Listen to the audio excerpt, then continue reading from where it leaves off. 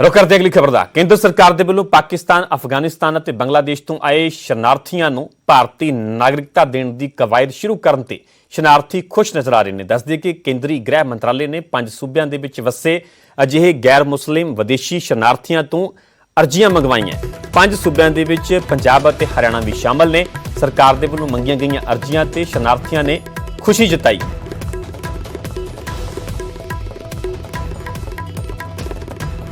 भारत सरकार का बहुत धन्यवाद करते हैं कि जिन्होंने इतनी देर बाद हमको 20-22 साल हो गए आए हुए और लगातार ये कोशिश करते हुए कि हमें नागरिकता मिले। बहुत ज़िला कलेक्टर और दिल्ली तक भी हम जाके हैं, लेकिन अभी तक इस समय तक कोई हमें प्रूफ नहीं हुआ कि हमें कोई हासिल होगा।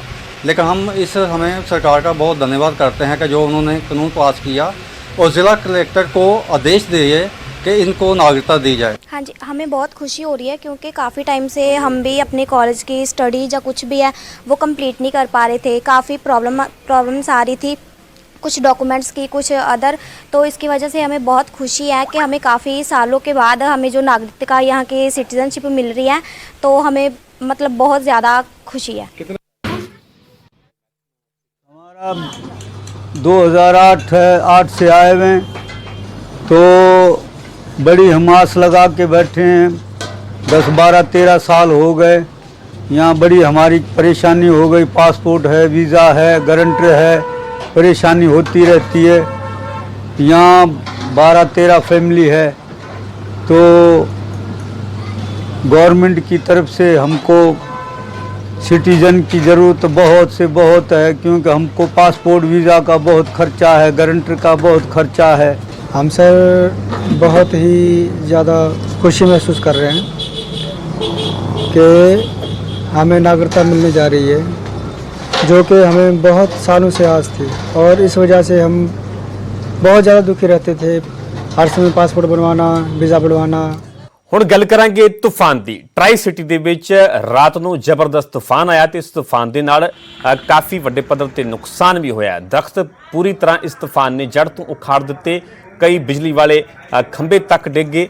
ਉੱਥੇ ਗੱਲ ਕੀਤੀ ਜਾਵੇ ਤਾਂ ਬਿਜਲੀ ਵਾਲੇ ਖੰਭੇ ਡਿੱਗਣ ਦੇ ਨਾਲ ਟਰਾਈ ਸਿਟੀ ਦੇ ਵਿੱਚ ਬਿਜਲੀ ਵੀ ਬੁਰੀ ਤਰ੍ਹਾਂ ਪ੍ਰਭਾਵਿਤ ਹੋਈ। ਮੋਹਾਲੀ, ਚੰਡੀਗੜ੍ਹ ਤੇ ਪੰਚਕੂਲਾ ਦੀਆਂ ਅਸੀਂ ਤੁਹਾਨੂੰ ਇਹ 3 ਤਸਵੀਰਾਂ ਵਿਖਾ ਰਹੇ ਹਾਂ। ਆਖਿਰਕਾਰ किस तरह का नुकसान होया, किवें आवाजाही प्रभावित हुई है, किवें दरख्त डिगे ने, किवें गड्डियां ते भी किवें अपने आप दे विच किवें नुकसानियां गईयां ने। इस तूफान दे विच अपने आप पंचकुला दीयां ये तस्वीरां बयान कर रही ने। सो रात नूं ट्राई सिटी दे विच जबरदस्त तूफान होया सीगा, जिस तो बाद जिस तूफान दे करके दरख्त जड़ तो उखड़ गए, बिजली वाले खंभे डिगे, आवाजाही बुरी तरह प्रभावित हुई। अजे भी बहुत सारिया सड़कों पर जी आवाजाही प्रभावित है। हालांकि प्रशासन के वलों लगातार कोशिश की जा रही है।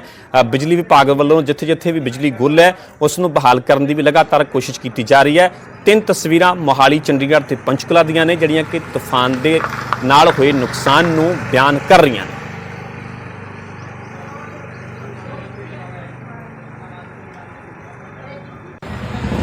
सो रात के करीब 10:15 ये जबरदस्त तूफान आता है। गल मौसम विभाग की की जाए तो मौसम विभाग को भी अजिही कोई जानकारी नहीं सी, अजिहा कोई भी अलर्ट नहीं सी, पर अचानक ये तूफान आता है, नाल तेज़ मीह भी आता है।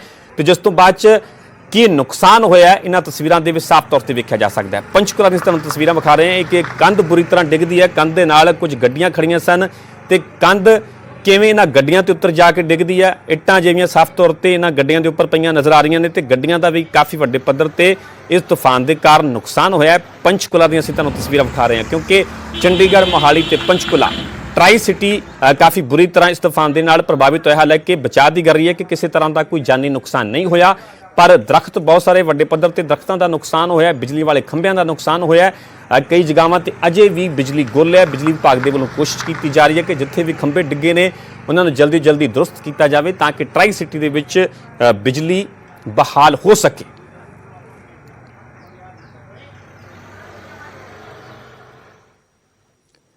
गल करांगे संगरूर दी। संगरूर दे पिंड रामपुरा जवाहरवाड़ा दे नौजवान दी कैनेडा दे विच मौत हो गई है। 24 साल के मनदीप नूं दिल का दौरा पिया। दिल का दौरा पैण दे नाल उसकी मौत हुई है। परिवार के वलों मृतक के भारत लियाउण दी गुहार लगाई जा रही है। 3.5 साल पहला मनदीप कैनेडा गया सी। 1.5 साल पहला ही मनदीप का विआह होया सीगा।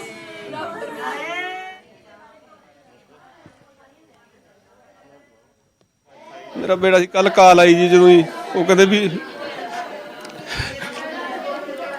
ਕਹਿੰਦਾ ਡਿੱਗਿਆ ਪਿਆ ਡੈਡੀ, ਕਹਿੰਦਾ ਜਦੋਂ ਉਹਨੇ ਬੁਲਾਈ ਐਂਬੂਲੈਂਸ ਬੁਲਾਈ ਉਦੋਂ ਬਾਅਦ 2 ਘੰਟੇ ਬਾਅਦ ਕਹਿੰਦਾ ਡੈਡੀ ਤਾਂ ਡੈਡ ਹੋ ਗਿਆ, ਕਹਿੰਦਾ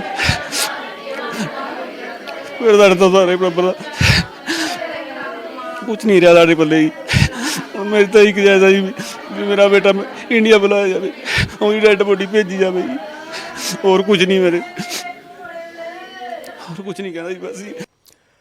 ਅਗਲੀ ਖਬਰ ਫਾਜ਼ਿਲਕਾ ਤੋਂ, ਜਿੱਥੇ 127 ਸਾਲ ਦੇ ਬਜ਼ੁਰਗ ਦੀ ਅੰਤਮੀ ਯਾਤਰਾ ਬੜੀ ਹੀ ਅਨੋਖੇ ਤਰੀਕੇ ਦੇ ਨਾਲ ਕੱਢੀ ਗਈ। ਇਸ ਦੌਰਾਨ ਅਰਥੀ ਨੂੰ ਸਜਾਇਆ ਗਿਆ ਤੇ ਰਿਸ਼ਤੇਦਾਰ ਢੋਲ ਦੀ ਥਾਪ ਤੇ ਨੱਚਦੇ ਹੋਏ ਮ੍ਰਿਤਕ ਦੇ ਸ਼ਮਸ਼ਾਨ ਘਾਟ ਤੱਕ ਲੈ ਕੇ ਗਏ। ਫਾਜ਼ਿਲਕਾ ਦੇ ਪਿੰਡ ਹਿਠਾੜ ਦਾ ਬਜ਼ੁਰਗ ਟਹਿਲ ਸਿੰਘ 127 ਸਾਲ ਦੀ ਉਮਰ ਦੇ ਵਿੱਚ ਦੁਨੀਆ ਤੋਂ ਰੁਖਸਤ ਹੋਇਆ। ਉਹਨਾਂ ਦਾ ਜਨਮ 1894 ਦੇ ਵਿੱਚ ਪਾਕਿਸਤਾਨ ਵਿਖੇ ਹੋਇਆ ਸੀ ਤੇ ਉਹਨਾਂ ਦੇ ਇੱਕ ਭਰਾ ਦੀ ਉਮਰ 109 ਸਾਲ ਹੈ ਤੇ ਉਹ ਵੀ ਅਜੇ ਜਿਉਂਦੇ ਨੇ।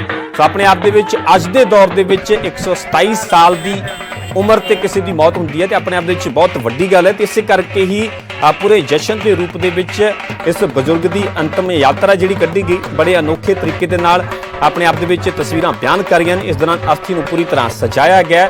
ਰਿਸ਼ਤੇਦਾਰ ਢੋਲ ਦੀ ਥਾਪ ਤੇ ਨੱਚਦੇ ਹੋਏ ਮ੍ਰਿਤਕ ਦੇ ਸ਼ਮਸ਼ਾਨ ਘਾਟ ਤੱਕ ਲੈ ਕੇ ਪਹੁੰਚੇ।